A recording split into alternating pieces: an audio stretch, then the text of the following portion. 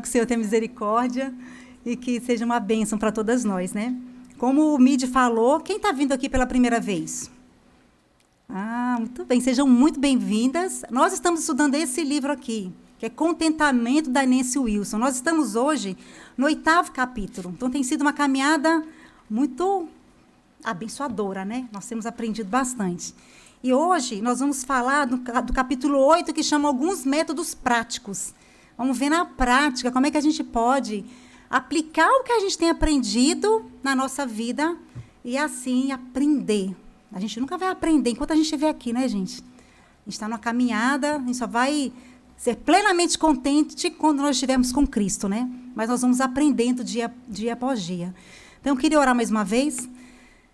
Senhor Deus, obrigada, Pai, por essa tarde que o Senhor nos trouxe aqui, Senhor. Sabemos, ó Pai, que não estamos aqui meramente por nossa vontade, mas porque o Senhor trouxe cada uma de nós, porque o Senhor quer nos ensinar, pela tua misericórdia, o Senhor quer nos instruir e nos fazer, ó Deus, mais parecidas com Cristo, Pai. Esse é o nosso desejo, Senhor, como cantamos, ó Deus.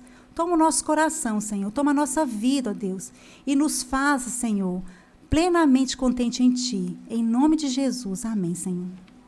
O capítulo o texto bíblico que a gente tem tomado como base, eu não vou nem ler de novo, mas é Filipenses, né? Filipenses 4, Filipenses é a carta da alegria, e Paulo fala que ele aprendeu a estar contente em toda e qualquer situação. Então, nós temos lido esse texto durante aqui as nossas quintas-feiras.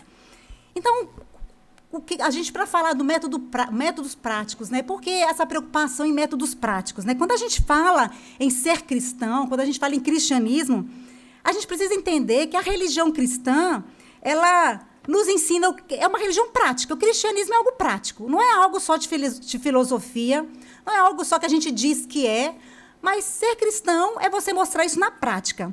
Então, o cristianismo nos ensina no que nós devemos crer, não é? Nós temos aqui a palavra de Deus e temos tudo aqui, aquilo que nós precisamos crer, né? Precisamos aprender aquilo que nós precisamos crer. E depois ele diz o que nós devemos fazer. Não só crer, mas devemos aplicar aquilo que nós cremos, né? Devemos crer primeiro, mas precisamos colocar em prática aquilo que nós cremos, senão de nada vale. A gente apenas crê se a gente não coloca em prática. Ou seja, nós precisamos executar aquilo que nós cremos, colocar em prática aquilo que nós temos. A religião cristã é uma religião prática. E, antes de tudo, quando a gente fala de ser cristão é um modo, é um caminho de vida. Não é só eu dizer, eu sou cristã. Botar uma plaquinha, botar no carro, né? Cristo salva, sou cristão, Jesus que me deu, quando Deus quer assim. Mas ser cristão é um caminho de vida, é um modo de vida. Lá na época da igreja primitiva, os cristãos, eles eram chamados de os do caminho. Eles não eram quaisquer uns, eles eram chamados do caminho. Não só porque eles pensavam de maneira particular, mas também porque eles viviam de maneira particular. Eles viviam de uma maneira diferente dos demais. Por isso eles eram reconhecidos como os do caminho. Nós precisamos, então, irmãs, partir sempre da doutrina para a prática. Porque Tiago diz lá em 2:20, né, capítulo 2:20, que a fé sem obras é morta. A fé sem obras é morta. Só pedir licença um pouquinho. Rosinha, dá licença. Se tu puderes. Só ver se está tudo bem lá. Obrigada. Voltando aqui. A fé sem obras é morta. Tiago diz também que nós não devemos ser somente ouvintes da palavra, mas também praticantes. De nada vale eu passar a vida inteira ouvindo a palavra, se eu não praticar a palavra. Não ser somente ouvintes, mas também praticantes da palavra. Nós ouvimos a palavra, então, nós cremos na palavra e nós devemos fazer o que a palavra diz, senão de nada vale. E aqui estamos nós, então, mais uma quinta-feira na nossa jornada aprendendo contentamento. Eu falo que é uma jornada, né? Pode faltar não, porque a gente está aprendendo dia após dia, a gente vai colocando uma pedrinha aí nos nossos ensinamentos, né? Nos ensinos anteriores, nos estudos anteriores, nós vimos no que nós devemos crer para aprender o contentamento. No que se refere ao contentamento, em que nós devemos crer? No que nós devemos crer? Como, por exemplo, como nós vimos na semana passada, que todas as coisas cooperam para o bem daqueles que amam a Deus. Mas não somente isso, nós vimos que as promessas do Senhor, elas alimentam a nossa fé. Nós vimos aqui que nós precisamos nos exercitar na piedade, porque a piedade com contentamento é grande fonte de lucro. Que nós vimos aqui também que nós não devemos cair naquelas armadilhas mentais, buscando pensamentos na lata do lixo, lembram lá? Indo buscar ali onde não devemos pensamentos, mas que nós devemos pensar nas coisas lá do alto. Nós vimos aqui também que nós devemos lutar ardentemente contra a inveja, porque a inveja é o oposto do contentamento. Quantos ensinamentos preciosos nós tivemos até aqui. Então, nós sabemos o que nós devemos crer. Nós vimos isso nas Escrituras, embasado aqui nas Escrituras. Nós precisamos agora aprender o que devemos fazer de forma prática. Como que a gente poderia aplicar isso de forma prática? O contentamento, ele é um ensinamento prático. Nós sabemos que ele é fruto da graça de Deus. Mas aplicar o contentamento na nossa vida, irmãs, requer diligência, requer força, implica trabalho, diariamente. Não é uma coisa que eu vou fazer assim, eu vou aprender o contentamento, vou ficar só lá na minha vida boa. Tudo na vida não dá trabalho. Tudo bom, eu costumo dizer, a gente ouve muito essa frase, né? Muito vale o que muito custa, ou muito custa o que muito vale. Tudo que é bom, eu falo, vale. Se é bom, dá trabalho, não é? A gente vê isso em todas as áreas da vida da gente. E aprender o contentamento é uma joia rara e dá trabalho. Nós precisamos aplicar a nossa força, a nossa diligência, o nosso empenho para nós aprendermos o contentamento. Precisamos de força, precisamos nos exercitar diariamente. E Paulo aprendeu. Nós lemos aqui que Paulo aprendeu contentamento. Irmãs, se Paulo diz que ele aprendeu contentamento, é porque ele não sabia antes. É porque houve um momento na vida de Paulo que ele não era contente, ele era também descontente. Porque senão ele não diria que ele aprendeu, ele não nasceu sabendo contentamento. E Paulo aprendeu a estar numa condição na qual nada o abalava. Nada era capaz de abalar o apóstolo Paulo. Ele aprendeu a estar contente em toda e qualquer situação. Lembra que nós ouvimos lá com Paula, que eu acho que é no capítulo 1, que a palavra contente significa autossuficiente? Lembram lá? Aprende a estar contente. Quando a gente vai estudar lá a etimologia da palavra, a origem da palavra, essa palavra quer dizer, dá um sentido de autossuficiência. Então, Paulo ele chegou a um estado no qual ele pode afirmar que ele é independente das circunstâncias. Deixa, gente. Ele é independente das coisas que o cercam e de tudo que está acontecendo ao redor dele. Paulo não era dominado pelas circunstâncias. Paulo não era dominado pelas coisas que aconteciam com ele. Ele era autossuficiente, não de Cristo, mas no que se refere às circunstâncias que estavam ao redor dele.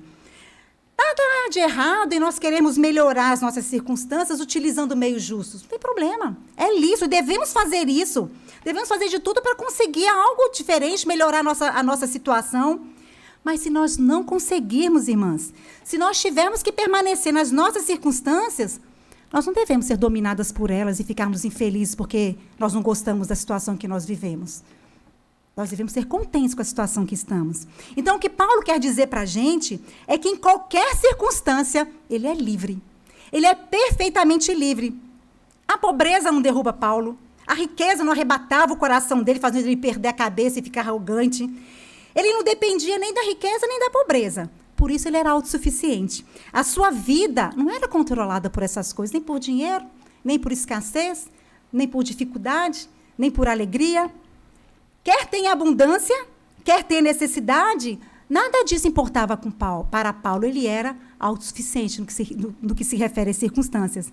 Então, Paulo nos ensina que é assim que nós devemos viver.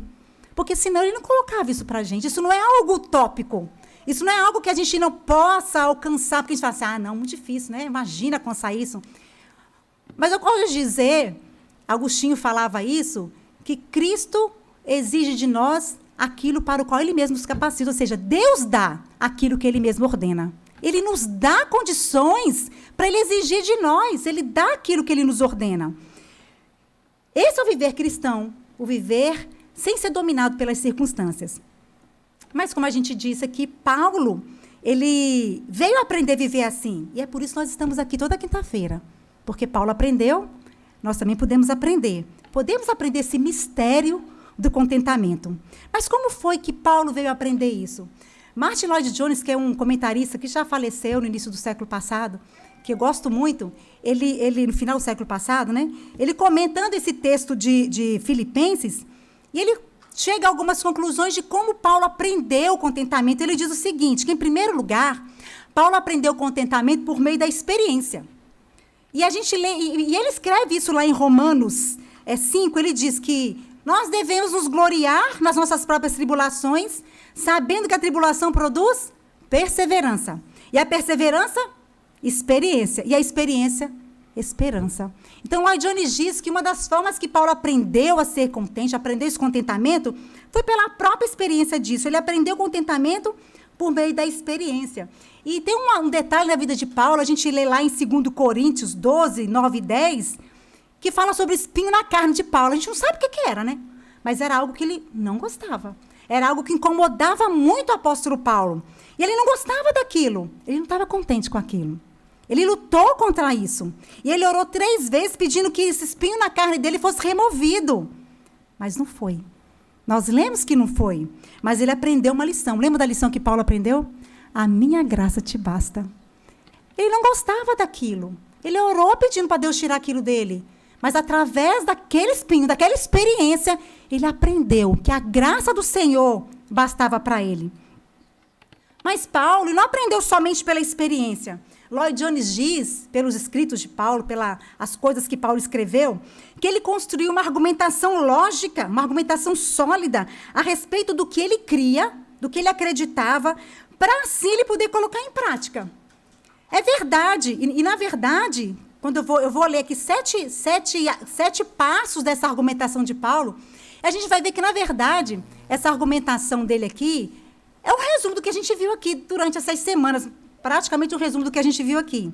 É como se fosse um resumo de tudo que a gente aprendeu aqui. Então, esse argumento lógico de Paulo são 7 passos.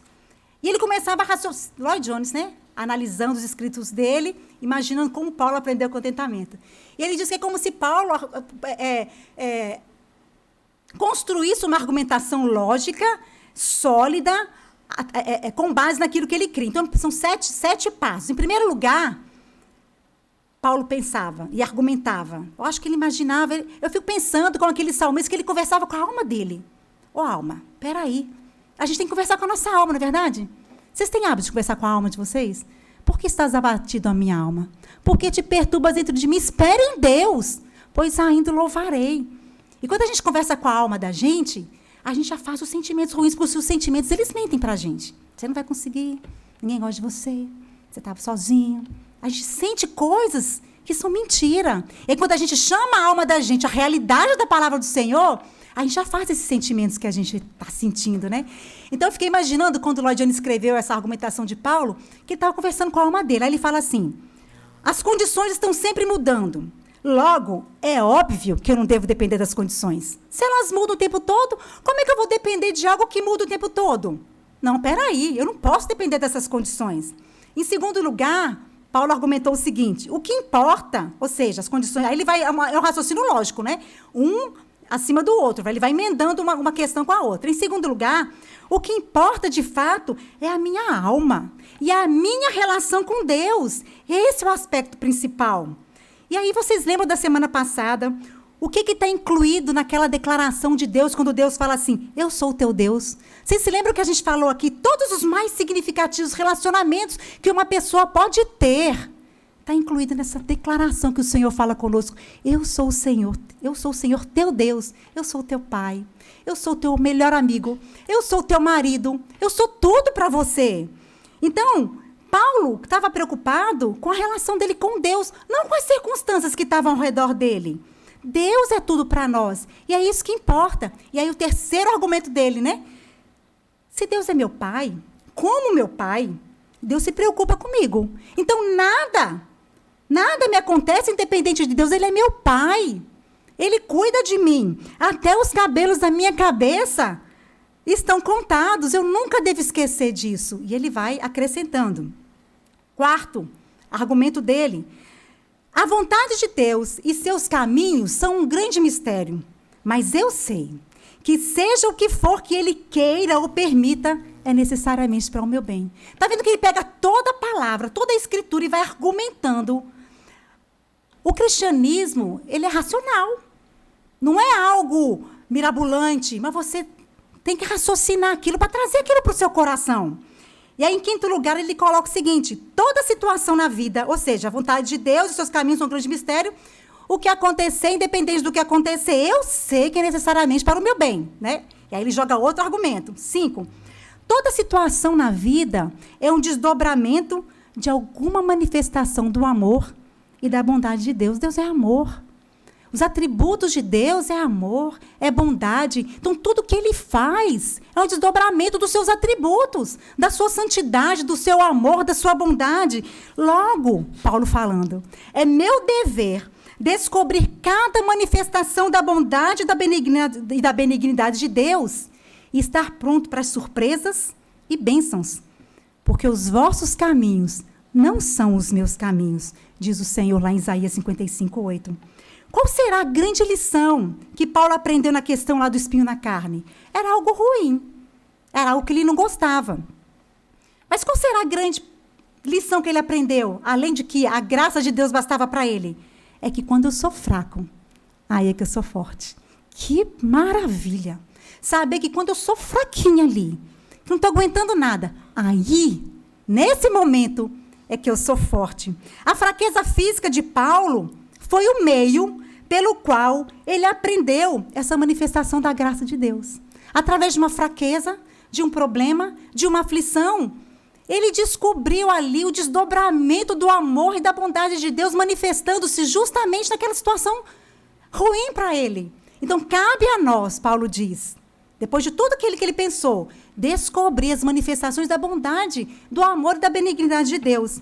E em sexto lugar, logo, eu não devo considerar as circunstâncias e as condições em si mesmas, mas como parte dos procedimentos de Deus para comigo na obra pela qual Ele aperfeiçoa a minha alma e me leva à perfeição final. Tudo aquilo ali. Eu não posso considerar uma circunstância isoladamente, mas eu tenho que considerá-la num conjunto da grande obra da providência do Senhor, em que Ele está preparando tudo para me aperfeiçoar a minha alma e me levar até a perfeição final. E o último argumento dele, ele fala o seguinte: sejam quais forem as minhas condições no momento, jamais poderão me privar do gozo e da glória que finalmente me esperam em Cristo. Nada vai me separar do amor de Deus que está em Cristo Jesus. Paulo tinha os olhos na eternidade. É por isso que ele orava pelos Efésios, para que Deus iluminasse os olhos do coração dos Efésios, para que ele olhasse ali. Os olhos dele estavam sempre em Cristo. E aí ele chega a essa conclusão. O Lloyd Jones fala que esse foi o argumento que ele utilizou para aprender o contentamento. Então, o grande princípio que a gente vê aqui em toda essa argumentação de Paulo é que Paulo aprendeu a encontrar o seu prazer e a sua satisfação em Cristo, somente em Cristo, em nada mais. Ele não dependia de circunstância para ser feliz, para ter prazer, porque o prazer dele estava em Cristo. Então, como Paulo, irmãs, nós temos de aprender a nos confiar, a confiar nossa vida a Cristo. E para podermos fazer isso, nós temos de aprender a ter comunhão com Ele, a encontrar nele o nosso prazer. Não só apenas ler sobre Cristo, mas ter um relacionamento com Ele, a ter prazer nele, a conhecê-lo como uma pessoa que Ele é, que se relaciona conosco. Será que nós o conhecemos tão bem que podemos falar com Ele, que podemos ouvi-lo, que podemos ter prazer na companhia dEle, que podemos desfrutar dEle para sempre? Será que nós conhecemos a Cristo verdadeiramente dessa forma? Que mesmo quando a gente está sozinho ali, a gente sabe que está com Ele. E a presença dEle conforta, alegra e nos faz companhia, porque Ele é uma pessoa. É isso que Paulo está nos ensinando. Será que estará tudo bem, porque nos colocamos à dependência da nossa relação com Cristo, não na dependência da nossa própria força, mas na dependência da nossa relação com Cristo, que Paulo está falando que esse relacionamento é o que há de mais importante na nossa vida, porque é um relacionamento que representa tudo para nós, que significa tudo e que é suficiente, que nada mais vai fazer falta, porque Cristo é tudo. Ele supre qualquer carência, Ele supre qualquer desejo, qualquer necessidade. De tal maneira que nada mais vai importar, que nenhuma dificuldade vai pesar, porque nós temos Cristo, então nós temos tudo. Essa era a condição do apóstolo Paulo. A intimidade de Paulo com Cristo era tão grande, a intimidade de Paulo com Cristo era tão profunda, que ele se tornara independente do resto. Ele não precisava de mais nada, porque ele tinha Cristo. Então, Paulo tinha os olhos em Cristo, no autor e no consumador da nossa fé. Nada mais se importava com ele.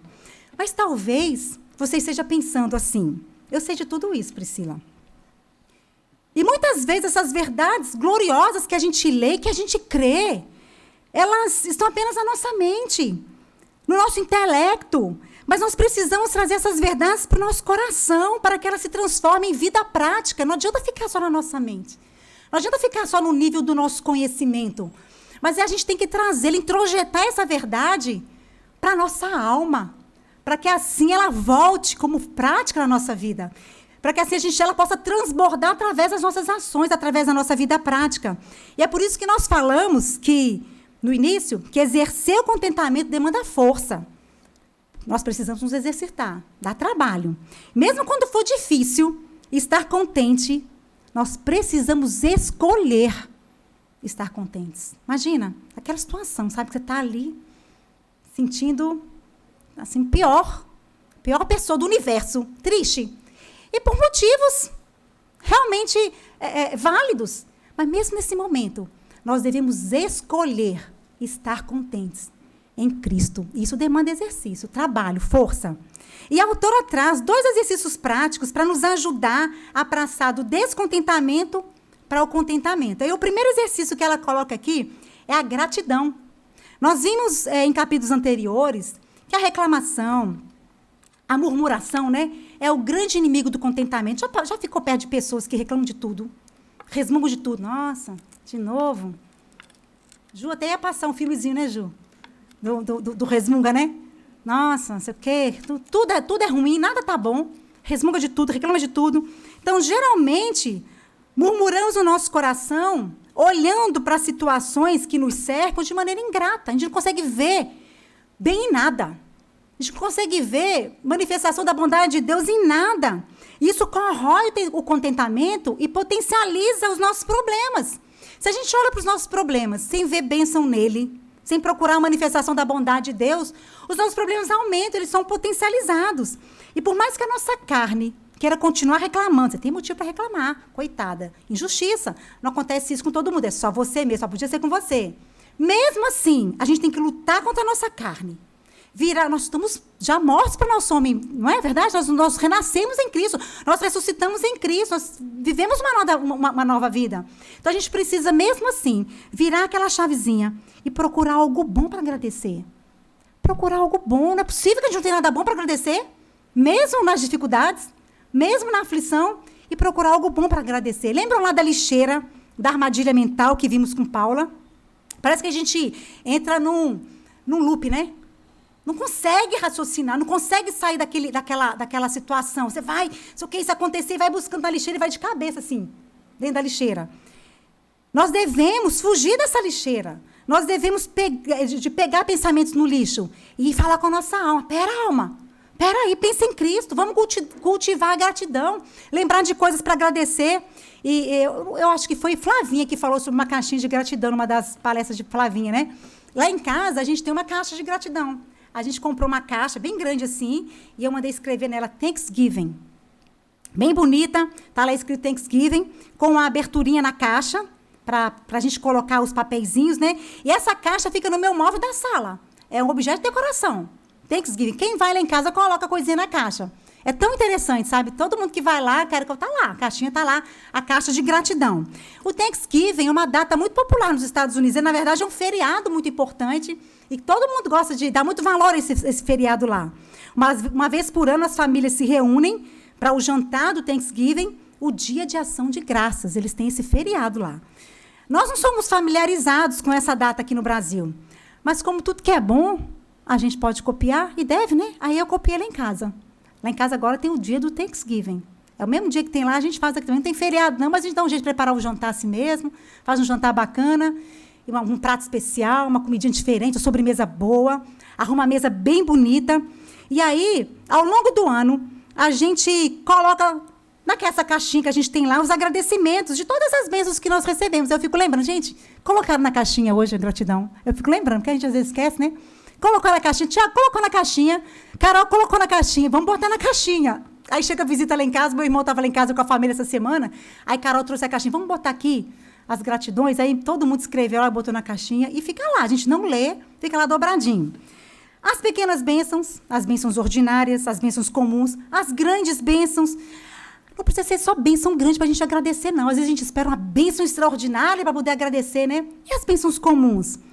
Né? Nós procuramos lembrar daquelas bênçãos que nós recebemos e colocamos na caixinha. E aí, no dia do Thanksgiving, nós celebramos nosso jantar de ações de graças da família Duarte, né? E aí o negócio vai ficar bonito, fica bem bacana, organizadinho, todo mundo lá ao redor da mesa. A gente faz um jantar especial.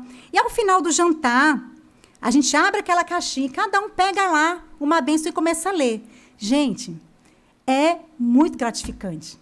É uma noite abençoadora. Você fica ali em estado de graça.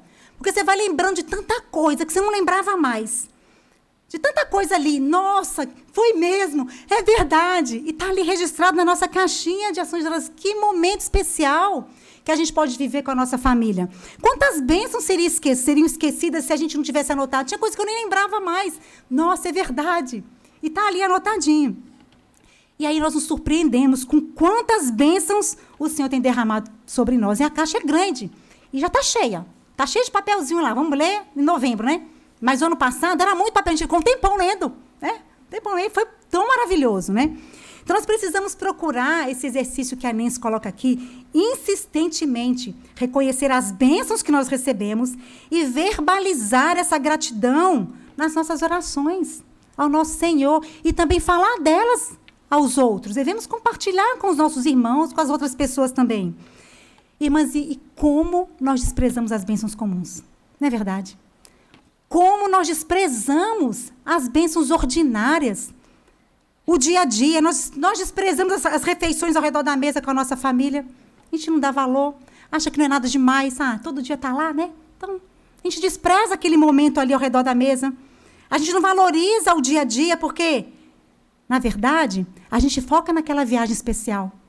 A gente foca naquele final de semana, no resort. Aí a gente começa a gastar toda a nossa energia para a nossa viagem de final de ano, para nosso final de semana especial.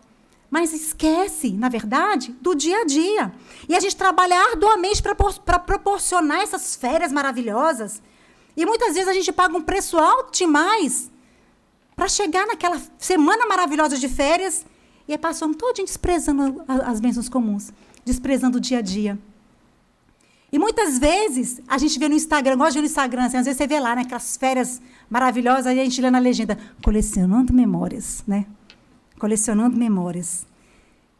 Ô, irmãs, se nós soubéssemos que as melhores memórias que a gente pode colecionar são do dia a dia, são do momento comum, do ordinário, não do extraordinário. A vida não é feita do extraordinário, não. A vida não é feita de grandes bênçãos, não. São os momentos comuns, os dias comuns que completam a nossa vida. São os dias comuns que fazem a nossa vida acontecer. O beijo de bom dia do nosso filho quando ele acorda. Coisa maravilhosa, que bênção a gente ter ali em casa, um filho ali com a gente. Servir a mesa do almoço ou do café da manhã para a nossa família, colocando ali na mesa, em cada alimento servido, em cada louça que a gente coloca ali, não é chique não, gente. Não é coisa luxuosa, não. Uma coisa caprichosinha, arrumadinha, colocando ali o nosso amor, a nossa gratidão a Deus para ter uma família para servir, para ter uma família para amar, uma família para cuidar, não como um peso. Nossa, café da manhã de novo todo dia. Mas que bom, Senhor, que eu tenho uma família para cuidar. Às vezes eu vejo minha casa bagunçada e fico assim, não, que bom, né? Que tem uma gente para bagunçar. As bênçãos comuns. É voltar para casa, gente, no final do dia e agradecer a Deus. Como é bom ter para quem voltar. Talvez a família com a qual eu sempre sonhei não seja aquela ainda. Talvez seja diferente. Talvez eu ainda moro com os meus pais, mas é ali que o Senhor me colocou nesse momento. É para ali que o Senhor está me fazendo voltar. São dádivas de Deus e nós não escolhemos as nossas dádivas. Vocês lembram disso? A gente não escolhe as nossas dádivas, nós só recebemos o nosso Pai, que é sábio, que é amoroso, que é bondoso. Sejamos gratas com o que temos. Lembram lá do que Paulo disse a Timóteo? Tendo sustento e com o que vestir, estejamos contentes. Aí eu estava lendo esse texto aqui, preparando essa mensagem, e pensei assim, é difícil concordar com isso, né? Imagina, eu tenho com o que me vestir, e tem o alimento para hoje, não é para a semana não, não é a despensa cheia não, para hoje, então já é o suficiente para estar contente. Que desafio! Como chegar nesse contentamento? Como chegar nesse estado? Não é utópico, senão o Senhor não requeria de nós. É real. E Ele nos dá força para isso. E aí a Nancy coloca um outro exercício aqui. Eu vou tentar resumir o que Nancy fala, o William Barclay e o Jeremiah Burroughs, né, que eles dão mais ou menos esse mesmo exercício, que ele fala que é exercitar a matemática do contentamento. Nós precisamos aprender a somar, a adicionar e a subtrair a matemática do contentamento. Não só a Nancy, como eu falei aqui, mas também o William Barclay tem um livro muito bom, que é O Segredo do Contentamento, e o Jeremiah Burroughs, que a gente falou no início, né, da primeira palestra também, A Rara Joia do Contentamento, eles falam sobre essa matemática, né, do contentamento. William Barclay diz que o contentamento é o resultado de uma nova matemática. Não é a matemática que a gente conhece, mas é uma nova matemática, que é somar e subtrair, não de acordo com o modelo que é predominante no mundo, mas de acordo com o ensino das Escrituras. Se a gente for pautar a nossa vida cristã, pelo que o mundo diz, a gente não vai chegar a lugar nenhum, a gente não vai conseguir colocar nada do que a palavra de Deus está propondo para a gente. Então, o que eles dizem é que o contentamento, ele vem por adição e por subtração. E aí ele fala do contentamento por adição. O que nós devemos adicionar? Em primeiro lugar, Barclay diz que nós devemos adicionar às nossas aflições, às nossas dificuldades, o peso do nosso pecado. O peso do nosso pecado. O que ele quer dizer com isso? Ele não está, irmãs, de maneira nenhuma anulando a graça de Deus. A graça salvífica que nos perdoou, que nos libertou do jugo do pecado. Não é isso. Mas o que ele quer que a gente entenda é que, como pecadoras miseráveis que somos, nós não merecemos nada mais do que o inferno. Nós merecemos o inferno e nós temos a vida eterna. Cristo nos salvou e nos deu a vida eterna. Então, agora que nós temos Cristo, nós temos tudo. Nós devemos adicionar às nossas aflições, às nossas dificuldades, às nossas lutas, o peso do nosso pecado. Eu me lembro de um pastor, Kleiber, acho que o pastor Vitor já falou sobre ele em algumas pregações. Eu já fui a um culto, quando eu fazia o curso de aconselhamento bíblico, teve um seminário de aconselhamento bíblico, ele dirigiu o louvor. Ele já estava com dificuldade de andar, ele foi acometido por uma doença gravíssima, que é ELA, que é uma doença que tem poucos anos de vida, quando ela, a partir do diagnóstico, 3, 4 anos de vida, e vai, assim, piorando, assim, muito rápido, né? E ele já, com dificuldade, sabia que o diagnóstico dele era um diagnóstico que ia levá-lo a óbito mesmo. E ao perguntarem para ele como é que ele estava, como é que você está, e aí ele respondia, eu estou melhor do que eu mereço. Eu estou melhor do que eu mereço. Lembrar disso, irmãs, é um grande exercício para nos trazer contentamento. Adicionar às nossas aflições o peso do nosso pecado. Mas também, sabe o que nós devemos adicionar às nossas aflições? As misericórdias de Deus. As misericórdias de Deus. Elas são a causa de não sermos consumidas. Elas se renovam a cada manhã. A importância da abundância das misericórdias que Deus nos concede, que nós desfrutamos todos os dias, e muitas vezes sem perceber, e sem agradecer, e sem nos darmos conta disso. Lutero afirmou que o mar das misericórdias de Deus deve engolir todas as nossas aflições particulares. Eu queria que você pensasse, só pensar aqui, qual que é a sua dificuldade hoje? Qual que é o problema que você está passando hoje? O que está tirando sua paz? O que está entristecendo seu coração? Pode ser um problema sério, um problema grave. Algo que realmente é como aquele espinho da carne de Paulo. Mas o que Lutero está querendo dizer é que o mar das misericórdias de Deus, elas engolem essas aflições. Elas engolem esses problemas, fazendo com que eles sejam irrelevantes. Que maravilha quando a gente começa a pensar dessa forma. E aí, Jeremiah Burroughs diz isso. Reconheça todas as aflições que existem sobre ti. Todas elas. Há um mar de misericórdias para engoli-las. E aí ele ilustra isso da seguinte forma. Se você derrubar um balde de água no chão da sua casa, você vai notar uma poça d'água, né? Derruba um balde de água aí no chão da cozinha limpinha, né? Sequinha, derruba um balde de água, você vai notar que vai formar uma poça d'água ali. Mas se você jogar esse balde no mar, você não vai ver diferença nenhuma. Joga esse balde no mar, você vai ver que não vai fazer diferença nenhuma. Ou seja, as aflições em si mesmas, quando nós pensamos nelas sozinhas, elas são enormes, elas são estratosféricas, elas são grandiosas. Mas, Se nós considerarmos essas mesmas aflições no mar de misericórdias do Senhor, que nós desfrutamos dia após dia, essas aflições não serão nada quando comparadas às misericórdias do nosso Deus. Então, Ele nos ensina a adicionar as nossas misericórdias, as nossas aflições, aos nossos problemas, as misericórdias do nosso Senhor, que aí elas vão tomar uma proporção correta diante daquilo que o Senhor tem nos dado, diante daquilo que o Senhor tem feito por nós todos os dias. Mas o contentamento também, irmãs, ele vem por subtração. Nós devemos adicionar o peso do nosso pecado, entendendo que nós estamos sempre muito melhores do que merecemos, e adicionar também as misericórdias do Senhor. Mas também nós devemos subtrair. Diminuir os nossos desejos. Nós devemos tornar os nossos desejos compatíveis com as nossas condições financeiras. Os nossos desejos, eles têm que se adequar à nossa realidade. E Jeremias Burroughs, ele diz que o contentamento não vem por acrescentar aquilo que nós queremos, mas pelo contrário. O contentamento vem subtraindo os nossos desejos de modo a tornar os nossos desejos nivelados com as nossas circunstâncias. Mas, na maioria das vezes, nossos desejos estão assim, não é? A gente está aqui, nós está sempre assim. Está sempre olhando para o alto e além, né? Mas o que Jeremias Burroughs está dizendo é que a gente deve puxar os nossos desejos e nivelá-los à nossa circunstância de vida. E ao contrário do que o mundo diz, irmãs, o contentamento não está em ter mais do que já temos. Às vezes a gente pensa que a gente vai ficar mais contente se a gente tiver mais, né? Mas ao contrário disso, não. O contentamento está em adequar os nossos desejos à nossa realidade, à nossa condição financeira. E Jeremias Burroughs diz que os melhores ricos são os pobres de desejos. Porque quanto mais desejos você tiver, as necessidades são limitadas, né? Você nunca vai ter satisfação plena, por mais dinheiro que você tenha, por mais condição que você tenha de acrescentar os desejos da sua vida, as coisas, né? Você nunca vai ter um contentamento pleno. Aí ele fala, os maiores ricos, os melhores ricos, né? São os pobres de desejo, porque ele vai estar satisfeito com aquilo que ele tem. Então, a arte do contentamento não é adicionar nada às nossas circunstâncias, mas subtrair os nossos desejos. E eu fiquei pensando, quando eu estava lendo essa aqui do Jeremias Burroughs, que ele escreveu isso no século XVII. Ele morreu em 1646, e ele já estava ensinando a gente a trazer os nossos desejos, né, as nossas circunstâncias. Imagina se Jeremias Burroughs vivesse hoje, nesse mundo de Instagram. Ô, gente, tem ferramenta que mais alimenta nossos desejos do que o Instagram? Já pararam para pensar nisso?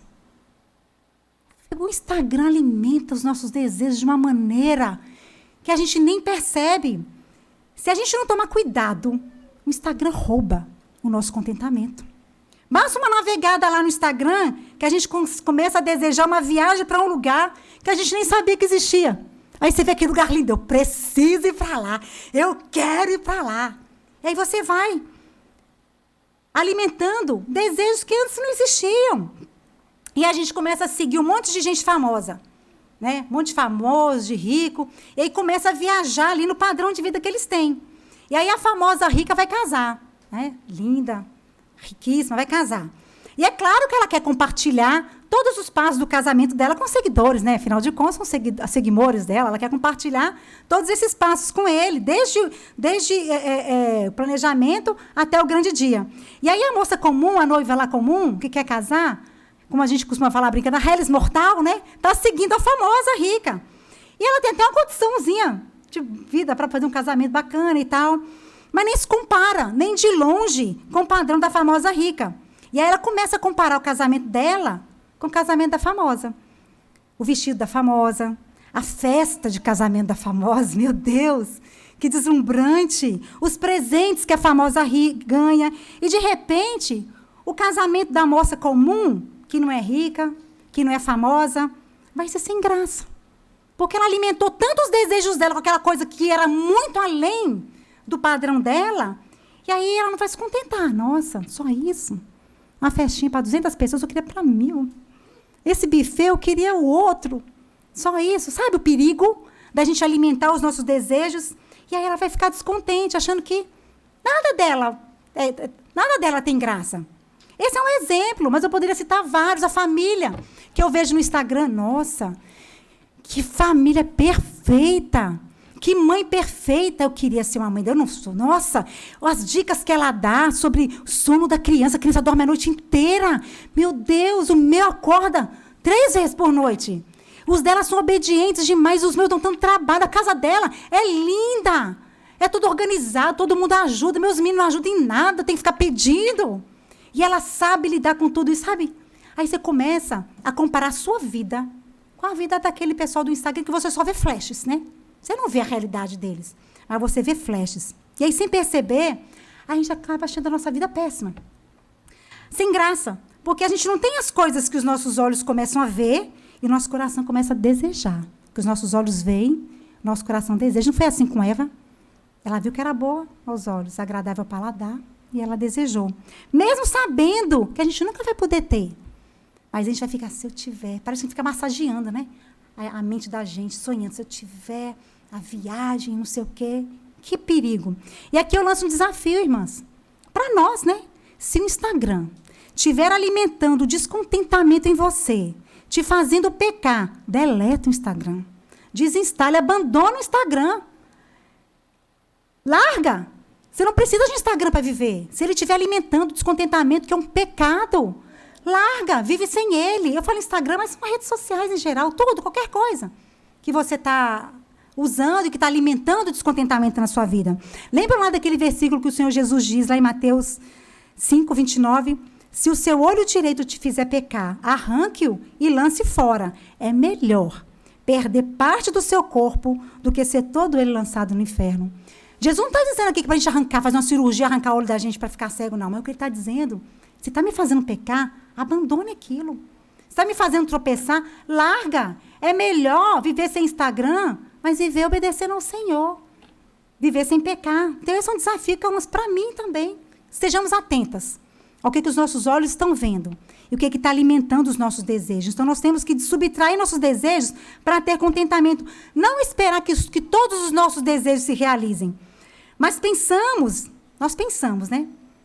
Que se nós pudéssemos somar a nossa situação, né? A gente tem uma situação, se eu tivesse o dinheiro que fulano tem, minha vida seria perfeita. Então, a gente pensa que se a gente pudesse somar a nossa situação, aquele apartamento novo, aquele emprego, ou mais amigos, ou um casamento, ou filhos, ou um corpo mais bonito, ficaremos contentes. A gente pensa. Isso significa, irmãs, que nós estamos adiando o contentamento até que as circunstâncias correspondam ao nosso desejo. Você adia o contentamento até que a circunstância corresponda ao seu desejo, até você atingir aquela circunstância que você quer para alimentar o seu desejo. Olha que coisa. Jim Elliot falava uma frase que diz o seguinte: o nosso anseio por algo que desejamos estraga o apetite da nossa vida. Nosso anseio por algo que a gente deseja, seja lá o que for, estraga o apetite da nossa vida hoje. A gente não desfruta o presente porque nós estamos sempre desejando e querendo, e nós não desfrutamos o nosso presente, que é a dádiva do nosso Deus para a gente. Então, isso significa que, ao contrário de Paulo, nós somos dominadas pelas circunstâncias. Paulo era independente, ele era autossuficiente, mas nós somos dominadas pelas circunstâncias e ficamos infelizes e descontentes até conseguirmos o que desejamos. E a Nancy escreve uma frase no livro, nesse capítulo, que eu achei fantástica. Ela diz o seguinte: nós estamos dando às circunstâncias a autoridade sobre o nosso coração e as chaves da nossa alegria. Nós estamos dando, irmãs, às circunstâncias a autoridade sobre o nosso coração e a chave da nossa alegria. Que coisa! A gente não pode dar isso para as circunstâncias. Nós temos que ser independentes delas, mas em Cristo, irmãs, por mais difícil que isso seja, em Cristo, nós temos o poder para irmos na direção contrária e subtrair os nossos desejos, adequando-os às nossas circunstâncias e dizer assim para o Senhor: eu quero que tu ordenaste, Senhor. Tu sabes o que é melhor para mim agora. Eu me alegro em ti. Não na força do nosso próprio braço, mas pelo poder de Cristo. Nós podemos receber com alegria as dádivas que nós temos recebido do nosso Mestre. Nós vivemos em tempos de incertezas, não é? Mundo incerto. A gente não sabe o que vai ser no final do ano.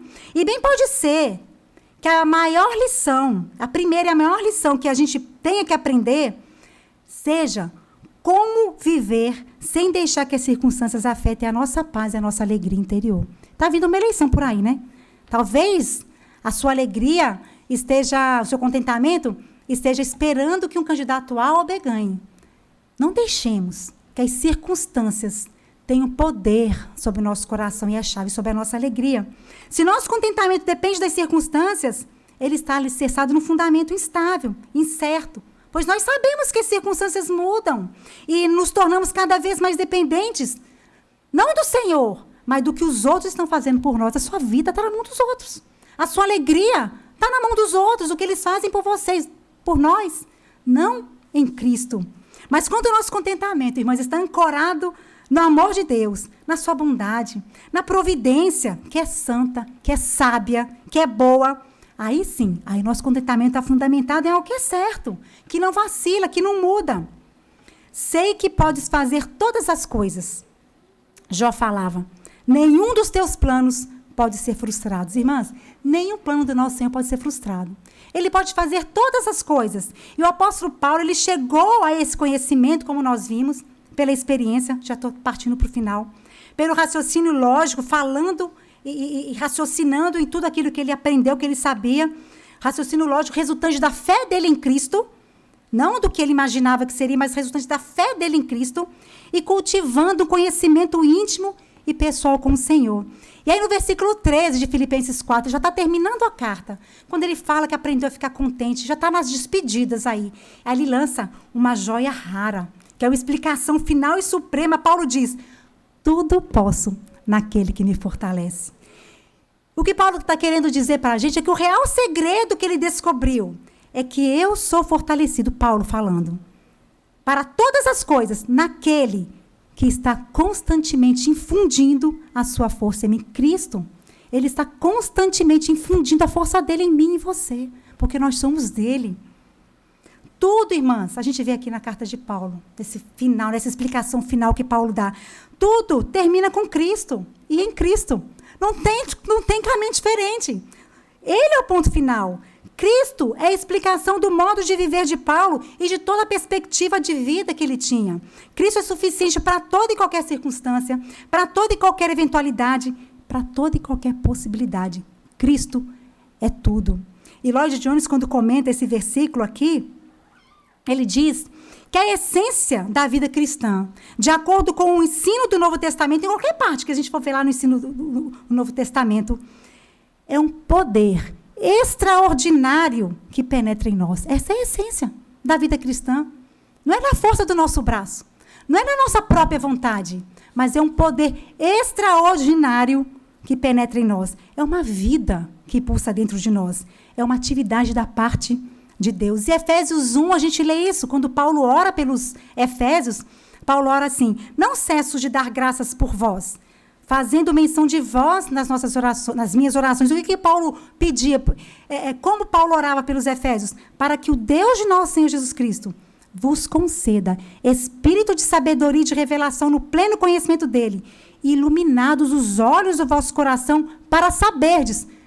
Para saber, sabe o que, irmãs? Dentre outras coisas, qual a suprema grandeza do seu poder para com os que cremos. A suprema grandeza do poder de Deus em mim e em você, que cremos nele, não por nossa vontade, mas pelo poder dele. E aí ele fala, como é que nós cremos em Cristo? Segundo a eficácia da força do seu poder. Mas o que fez você cristã, o que me fez cristã, é o poder de Cristo em nós. E que poder é esse? Ele continua falando, o mesmo poder que Deus exerceu em Cristo, ressuscitando-o dentre os mortos e fazendo-o sentar à sua direita nas regiões celestiais. Esse é o poder que opera em nós e que nos capacita para aprendermos o contentamento, para praticarmos o contentamento. O mesmo poder que ressuscitou Cristo dentre os mortos é o poder que nos tornou cristãos, é o poder que opera em nós. Irmãs, a verdade, eu estou finalizando mesmo, é que Deus começou a operar em nós. Deus, ele introduziu-se em nós. Nós somos templo do Espírito Santo. Deus habita em nós. Nós somos unidas a Cristo. Nós somos uma com Cristo. Então, ser cristão não é apenas adotar uma teoria, uma filosofia, uma ideologia e tentar praticar de qualquer jeito. Não. Ser cristão, sabe o que é? É Deus realizando algo em nós e por meio de nós. Isso que é ser cristão. É o poder de Deus agindo em nós. Somos feitura de Deus, criados em Cristo Jesus para as boas obras, as quais Ele preparou de antemão para que andássemos nelas. Então, ser cristão é essencialmente uma pessoa, alguém que recebeu uma nova vida, a vida de Cristo. Por isso, nós podemos viver em novidade de vida.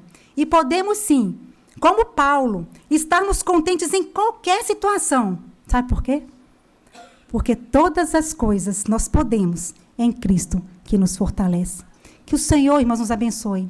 Aplique essa palavra no nosso coração, que a gente possa pensar nisso todos os dias, todas as manhãs. Eu não sei o que vai vir hoje pela frente. Não sei o que eu vou receber hoje, mas eu posso. Todas as coisas, inclusive estar contente em Cristo que me fortalece. Amém. Vou orar mais uma vez. Senhor Deus, te louvamos, ó Pai, por essa tarde, pela tua palavra tão desafiadora, Senhor. Mas te agradecemos, ó Pai, porque o Senhor nos ensina, ó Pai, que não dependemos de nós mesmas, nem da força do nosso próprio braço, mas que somos totalmente dependentes do Senhor, ó Pai. Te pedimos, ó Pai, que o Senhor nos ensine a ver a tua bondade em tudo que nos acontece, que o Senhor nos ensine a ver os desdobramentos da tua benignidade em cada situação da nossa vida, que o Senhor nos ensine a ter um coração grato ao Senhor, ó Pai, e colocar em prática, Senhor amado, a nossa fé, ó Deus. Colocar em ação, Senhor amado, aquilo em que nós temos crido, Pai, para que sejamos praticantes da tua palavra, não somente ouvintes, ó Deus. Senhor, eu te peço pela vida de cada irmã que está aqui nessa tarde. O Senhor sabe a situação de cada uma, a luta que cada uma enfrenta, os desafios. Ó Deus, o Senhor sabe, Pai amado, as aflições, mas te pedimos que em cada uma de nós o Senhor nos ensine, Senhor, a ver o mar das suas misericórdias em cada um dos nossos problemas, ó Pai. Por mais difícil que ele pareça, Senhor amado, por mais difícil que ele realmente seja, que nós aprendamos a compará-lo com o mar das suas misericórdias, porque ele pode engolir qualquer uma das nossas aflições, ó Deus. Te pedimos, ó Pai, que nós aprendamos, ó Deus, a sermos contentes em Ti. E como cantamos hoje, Senhor, que nós possamos viver só para Ti. Toma, Senhor, o nosso coração. Toma, Senhor, a nossa alma.